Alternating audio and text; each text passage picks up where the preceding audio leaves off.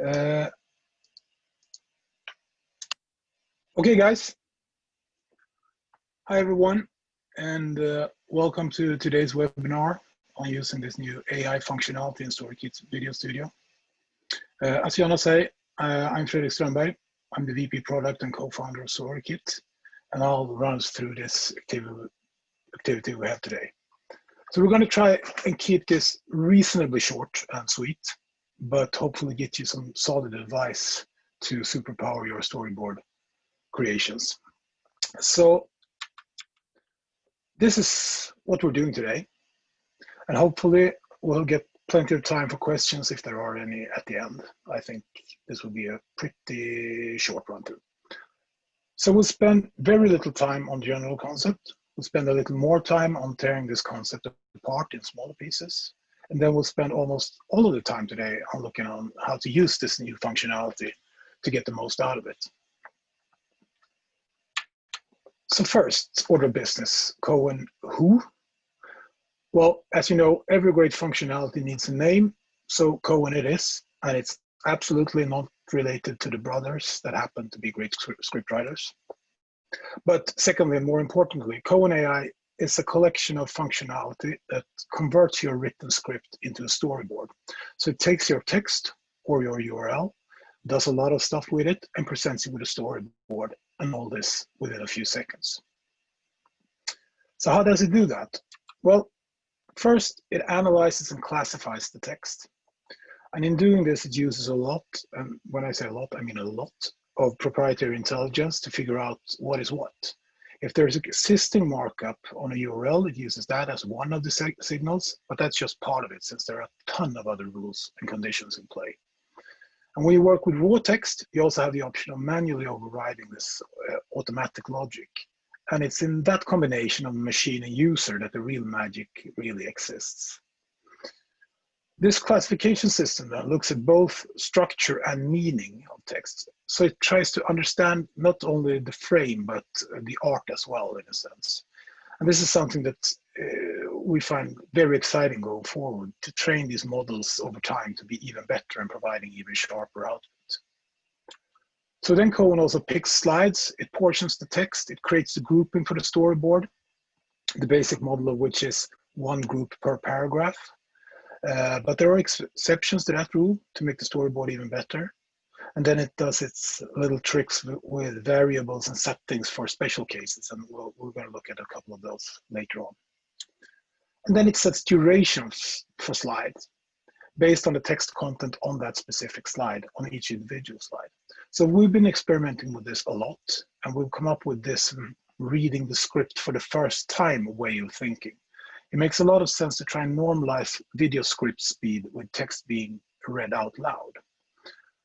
So we sifted through a ton of synthesized voice clips that we've generated from actual pieces of script and reverse engineered a speed algorithm that takes into consideration not only basic length of text, but also if there are natural speed bumps in it, such as periods, commas, and not least numbers and dates that need more processing time. Cohen then adds styling and behavior to the groups. At this moment, it's mostly based on rules and ratios, but as soon as Cohen starts to learn more about the actual content and what users tend to like the most, it will become better and better at it. And then finally, we pick background music that will cover the runtime of the storyboard. Same goes here. Right now, it can sometimes be a bit haphazard, but I'm quite sure that Cohen will pick up on this very quickly and start developing an even better sense of taste. But let's get to work with this and talk about sort of the nitty-gritty of it. And we're going to start with a URL, because that will show us both the boundaries of what Cohen can do and give us a great opportunity to talk about how we make this machine do exactly what we want. So I've deliberately chosen like a classic press release to show what can happen with it and how easily we can make it a lot better. And for the non-Swedish speakers here, I'm using Swedish articles. I think you will get the idea and the gist of things anyway. So if the creek don't rise and the technology is with me, I'm going to do a lot of screen splitting and stuff now. So let's see how that goes. So Okay, we're in the web browser. We have a press release. It's about the transportation authorities in Stockholm getting awarded or lauded for their digital initiatives. So it's a classic one written for press release on my news desk, which is one of these press release services. I'm just going to grab this URL. I'm just going to copy it straight out.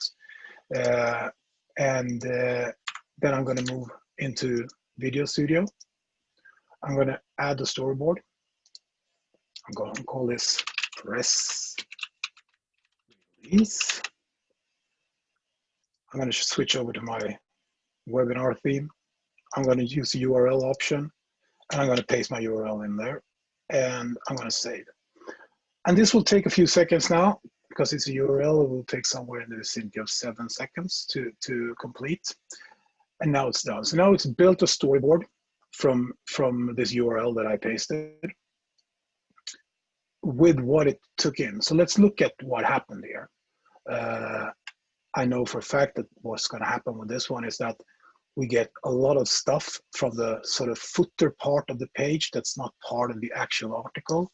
We get like this subject tree, and we get some footer information, page, Chrome, and stuff that Cohen for this page hasn't been able to put in the junk bin and throw away. So this is an issue. Another issue would be that this little fact colon thing perhaps should be more connected to the actual facts part that comes afterward. And another problem is this one, where we see that the quote attribution is baked in together with the quote. So these are a few of the things that are kind of hard for Cohen at the moment to find. But as luck will have it, there's a super easy way to get Cohen to do the right thing. But we have a lot of stuff. We can salvage this storyboard, but I say, let's not do that.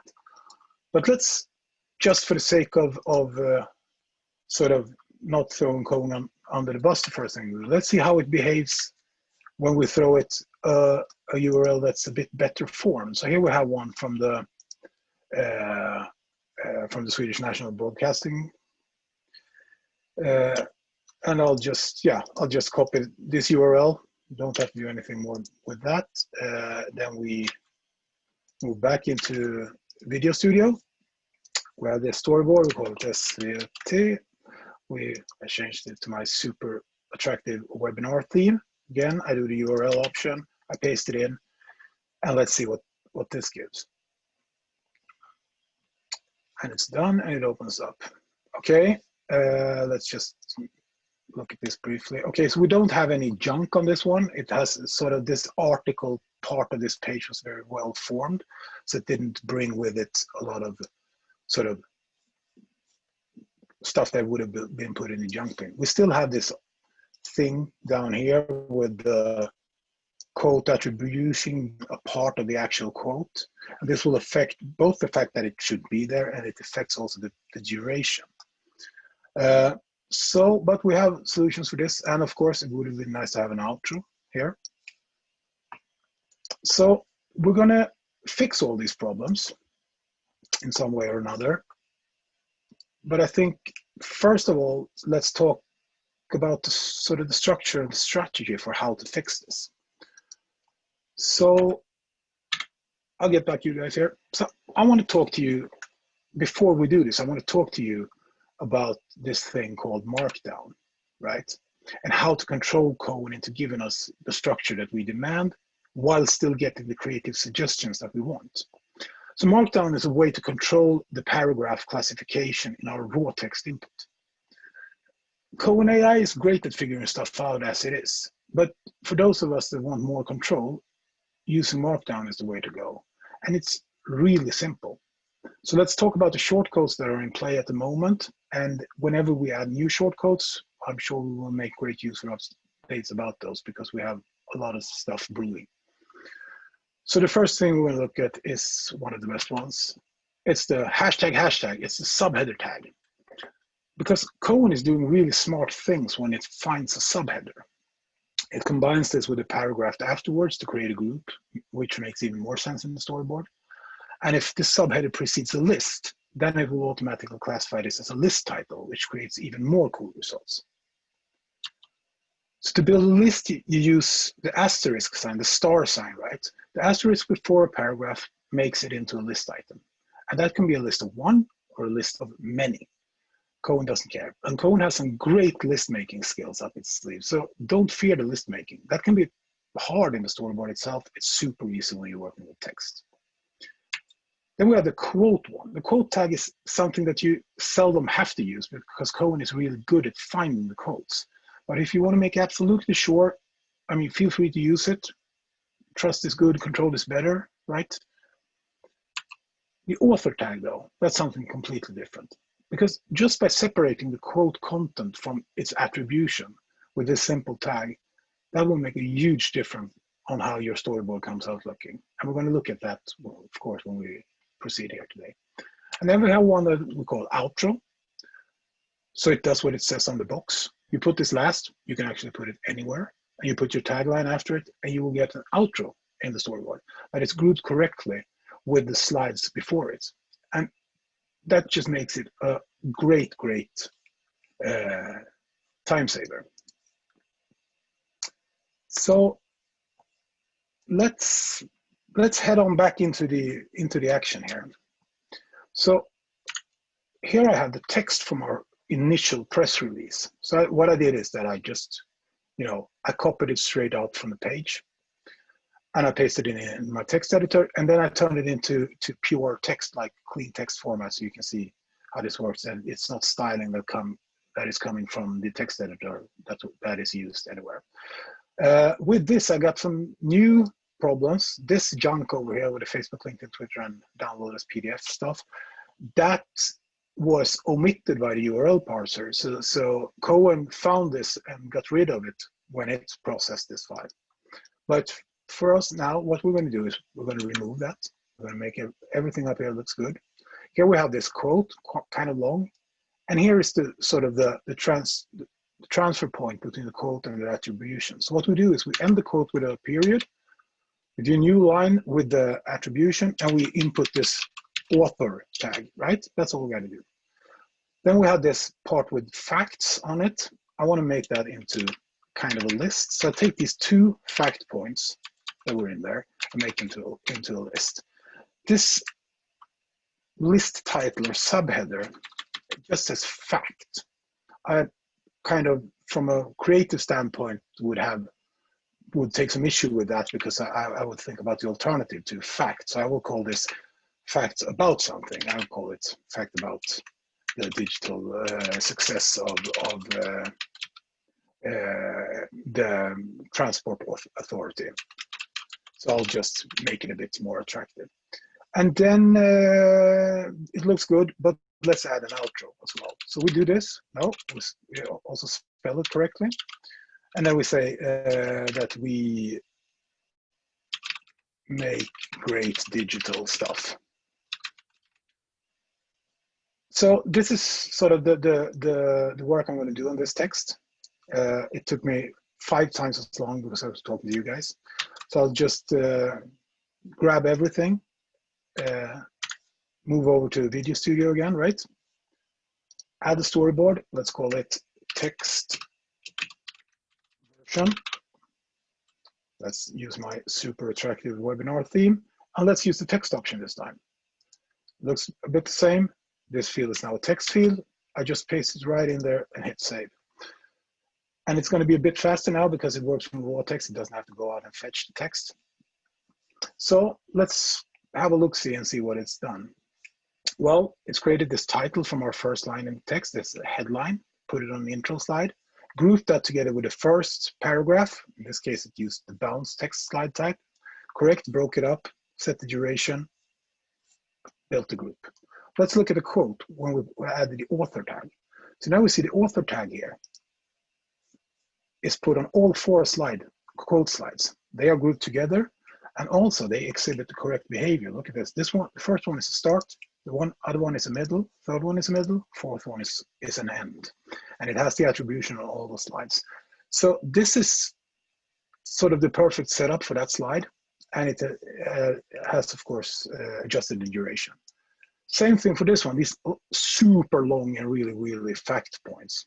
So you remember we did this hashtag, the subheader hashtag subheader tag. That's what it's called. And as I said, the fact about the digital success of SL, right? This has now been put in the item title field on both these slide points because it is chosen this list single item slide type because the list items themselves are too long to fit into the item fields of any other list slide type. So it's chosen this one, and that has the opportunity or the possibility of having a static list title. So in this case, it's one of those special cases. It animates this title in on the first slide, doesn't animate it out. On the second slide, it doesn't animate in, but animates out. This means it will stay put over the whole duration of this super long fact thing. And then it took the last paragraph, split it up, and added an outro that it connected to that last group. So now what it has also done, and this is a nice surprise, I don't know how this is going to look, it has added some styling, so we can add our assets and see what it is, the suggestions that Cohen is giving us. Let's just see. So of course I pre-downloaded some assets here. Oh, it shows a couple of black and white ones. Yeah, that actually looks really good. Perhaps I shouldn't have two monochrome ones, you know, in succession. I can go out and I can say, no, I don't want the monochrome on this one. I just want the filter, or I want to add something else, right? So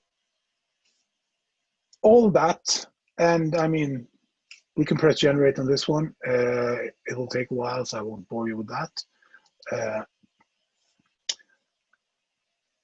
Because of course, I've cooked up sort of a version before this using the exact same script.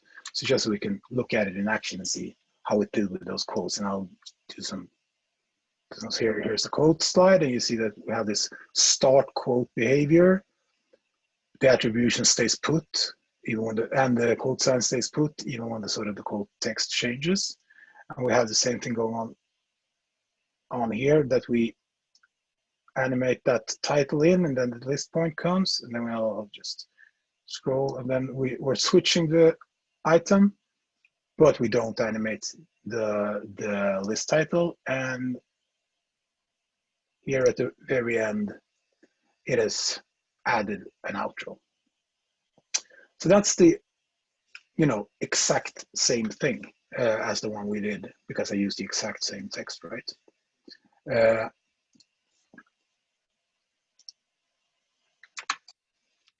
And that's sort of a short primer on these functions. I mean, there's not much more to it than that. But let's talk about some other stuff and sort of ways to think, and perhaps a friendly pointer or two about this. So first of all, when you look at something that you've already published, take a critical look at it. This video we just did, should that last part with the fact points.list, should it be in there at all? In this sort of news thing? Perhaps. Should that be a video of its own? Perhaps. So I would urge you to look at when you have content that you've already produced on another channel. Like, think like someone who needs to fill a stream of content, like your social media manager. Perhaps you can make 3 videos instead of 1. So that's one way to look at it, because written text is often very long. And another thing,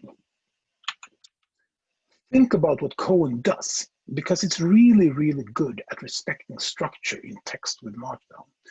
So if you don't mind having some placeholder text in your storyboard, you can create your own awesome templates that give you the super rigid structure, but gives you these creative suggestions all the time. So we can call them sort of dynamic templates. And in the send-this manual for Cohen, we've added this actual script that is perhaps very tiny on your screen now, as sort of a blanket thing to be inspired by, in which you can write these like almost instructions for Cohen to create a specific kind of storyboard that is consistent with the format that you want to use. So with all this being said, I just urge you kind of to try this stuff out. It's super simple, it's fast, and it gets a lot better if you add some of your own touches to it. So experiment with it and see what you find. And I'll end this part with this, right? Spend some time thinking about your script, because we've moved the power of video making down into your text editor. And that's where many of you feel right at home. And in these times, there simply is no place like home.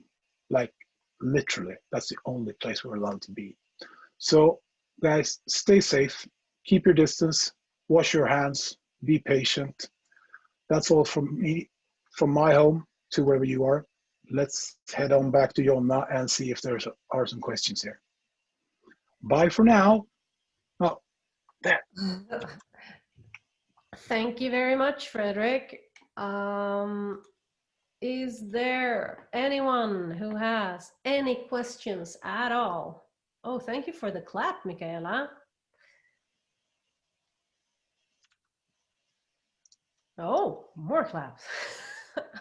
I saw that feature for the first time today, so I'm really excited about it.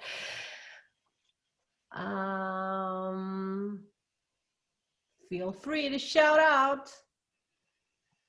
Swedish or English.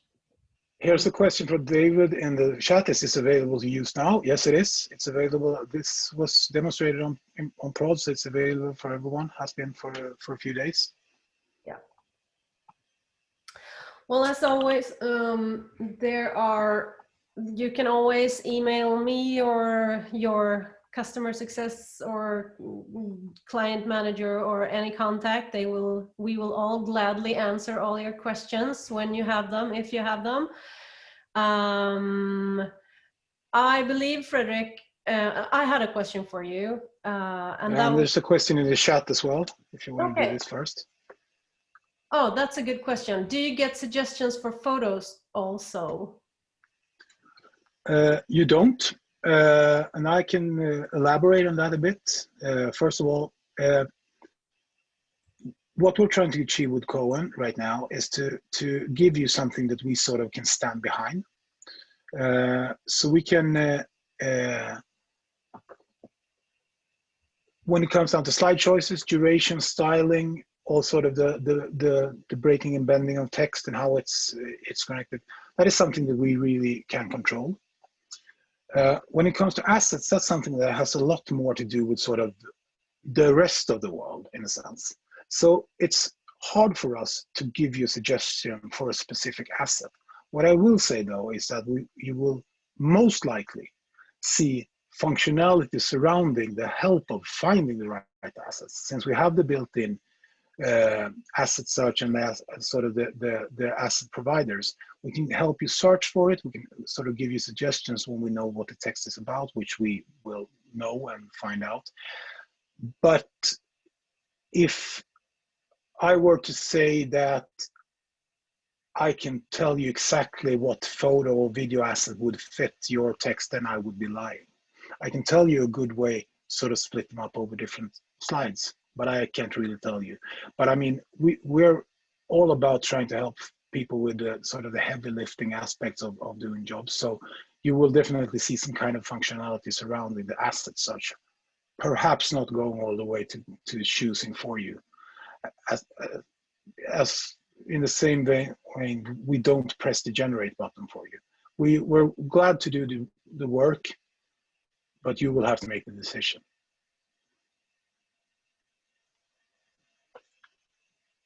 Yeah, I got a question if there's a manual for this, so I added in the chat the link to our help desk article about it, which is really thorough. We also got the question, so Cohen gives you suggestions on videos, but I put them in the storyboard. Well, it doesn't do that yet, or not right now. No. It will. I'll do a bit longer. Yeah. So the thinking about how we could sort of address the issue of asset discovery or asset search is that we're looking at this now is trying to find like general concepts in the text, which is something that is quite achievable. and perhaps giving you suggested searches for that. But there are technical things that we don't want to do the search. Actually, we can help you do it. We can help you just say that, well, this text seems to be about public transportation. Perhaps you could use these assets. So we won't sort of download them into your job either, but we will try at some point to give you some kind of starting points for searching your assets. But view the asset search as one of your creative jobs. What we're trying to do here is to work with what you are telling us to do, right? So you're telling us either in just a text or a text with instructions, and we will like do the job that took you 10 or 15 minutes. We will do that in 3 seconds. That's not to say that we people are bad. It's just to say that Cohen is really, really good at doing this, and it goes really fast. So you will see more sort of help functions, and the more we learn about the content and the more we learn about the user behavior, we will give you more help. But there will be some sort of thresholds that we won't pass because we don't feel that is something, that's a decision that we're going to make. So that's a bit vague, but I think given a bit of thought, I think it's kind of obvious to as to where that sort of logic starts and stops. Yeah, so my question to you, Fredrik, was, so should we expect to see more cool things happening with the AI in the future, apart from the images and video thing? Yeah, I mean, definitely. As always, we never talk about roadmaps because we haven't built the stuff, and as soon as you talk about something, it's doomed to never succeed. But yeah, absolutely, and you can sort of think about, if we know, if you get the text, the content, and we know things about what people are doing, we know things about sort of editorial storytelling formats, you could easily kind of let your mind wander towards directions to say that, well, hey, looking at this text, wouldn't a video like this be good to do? Or maybe you should split this into these 2 parts and stuff. So, I mean, there are a lot of stuff that we can think about doing. I will tell you this, though. All of these things are super sort of work intensive to get going. You have to train models. You have to like tons of logic and rules, and make it's literally thousands of sort of discrete decisions for everything just to get to like, well, we found a subheader. It's like, well, but if it's this and it's before a word like this, then it's so it's, I mean, it's tough work, but it's also like the most fun thing ever, because it revolves around text, and that's where a lot of us come from. We come from the text side.